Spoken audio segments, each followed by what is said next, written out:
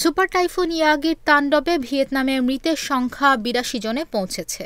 স্থানীয় সময় শনিবার আঘাত হানা ওই ঘূর্ণিঝড়ের প্রভাবে ব্যাপক বর্ষণ, ভূমিধস ও বন্যার পরিস্থিতি এখনও অব্যাহত আছে।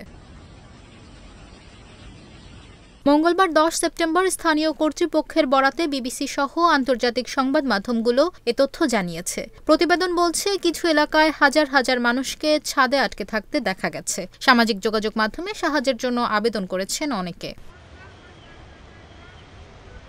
এবার আঘাত হানা সুপার টাইফুনটিকে দেশটির ৩০ বছরের ইতিহাসে সবচেয়ে শক্তিশালী ঝড় বলা হচ্ছে। ইয়াগির প্রভাবে টানা বৃষ্টিতে প্লাবিত হয়েছে অনেক এলাকা। বৃষ্টিপাত অব্যাহত থাকায় বন্যা আরও বাড়তে পারে বলে সতর্ক করেছে কর্তৃপক্ষ। বিবিসি জানিয়েছে, ইয়াগির প্রভাবে ভিয়েতনামের উত্তরাঞ্চলে ব্যাপক ক্ষয়ক্ষতি হয়েছে। ১৫ লাখের বেশি মানুষ বিদ্যুৎহীন হয়ে পড়েছে। গত শনিবার স্থানীয় সময় দুপুরে উত্তরাঞ্চলীয় উপকূল দিয়ে স্থলে আঘাত হানে টাইফুনটি।